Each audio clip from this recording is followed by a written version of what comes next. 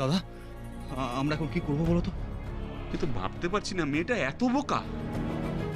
এই বয়সের একটা মেয়ে বাইরে বেরিয়ে গেল, বাইরে কত রকমের বিপদ হতে পারে বলো তো। এখনো মেয়েটার দোষ দেখো, ওই একরত্তি মেয়েটার দোষ দেখা ছাড়া আর কাজ কি তোমাদের? নিজেদের দোষ তো দেখবে না, সারাটা দিন ঝগড়া করে মরছে। করো, আরো ঝগড়া করো। এটুকু মেয়ে নরম মনে না জানি কত আঘাত পেয়েছে।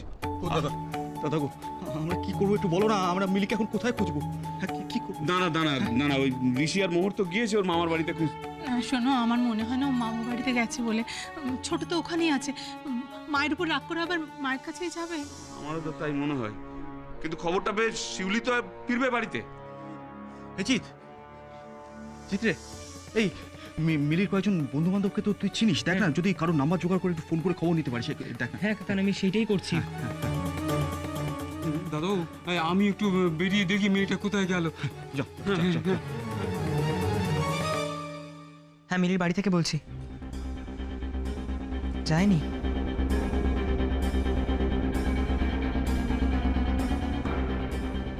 হ্যালো, ওখানেও যায়নি?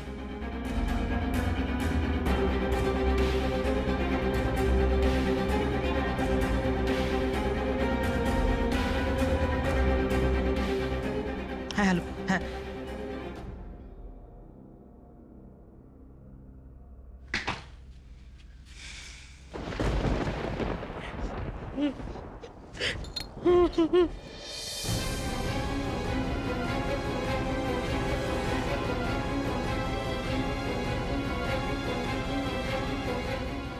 জিৎ, তুমি মিলির কোনো খবর পেলে?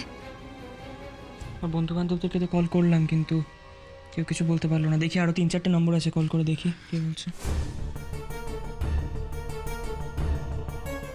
হ্যালো, হ্যাঁ মিলির বাড়ি থেকে বলছি।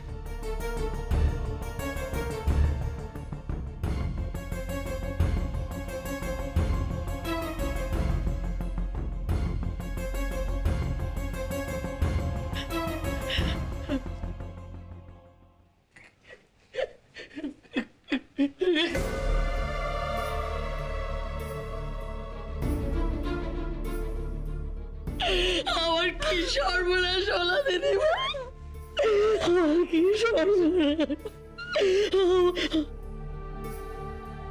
দাদা, আমি তো মাত্র একদিনের জন্য বাড়ির বাইরে ছিলাম, রাগ করে একটু চলে, আপনারা আমার মেয়েটাকে সামলে রাখতে পারলেন।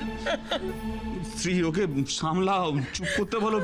আরে বাবা, বিপদের সময় নিজেকে ঠান্ডা রাখতে হয়। তুই এরকম কান্নাকাটি করলে কিভাবে হবে বলো তো? ও ঘরে নিয়ে যাও, ঘরে নিয়ে যাও ওকে।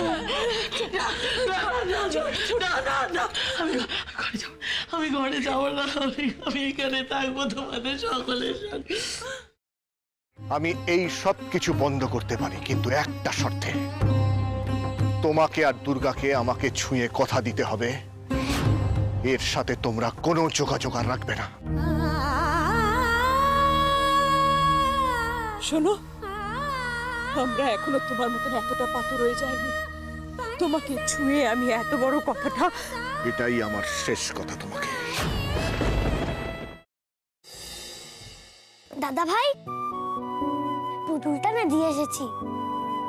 আস্তে, একেবারে বজরংবলী আন্টির হাতে দিয়েছো তো? না, আমরা তো দরজা দিয়ে গড়িয়ে দিয়েছি, ঘরে তো ঠাম্মু ছিল তাই ঢুকতে পারিনি। মা ঘরে ছিল? এ বাবা, যদি মার হাতে পড়ে তাহলে তো মুশকিল। ওনার কোনো সর্দারজির সাথে পরিচয় ছিল? সর্দারজি? না। ঠিক আছে, আমি তাও বলবো আপনারা একটু ঠান্ডা মাথায় ভাবুন।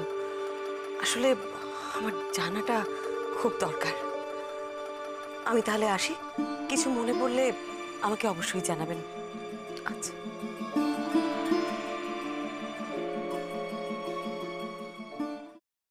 ফ্রাইং প্যানে Emami healthy and tasty refined rice bran oil গরম করে তাতে গোটা কালো সর্ষে আর কারি পাতা ফোড়ন দিয়ে ওর মধ্যে একে একে টমেটো কুচি, বাঁধাকপি বাটা, নুন, হলুদ গুঁড়ো, শুকনো লঙ্কা গুঁড়ো আর সামান্য চিনি দিয়ে ভালো করে কষিয়ে নিয়ে ওই মিশ্রণে কুড়িয়ে বেটে রাখা নারকেল, পাকা লঙ্কা কুচি আর কারি পাতা দিয়ে ভালো করে নাড়াচাড়া করে নামিয়ে নিয়ে নারকেলের স্লাইস, পাকা লঙ্কা স্লাইস আর কারি পাতা দিয়ে সাজিয়ে সার্ভ করুন বাঁধাকপির ঝাল।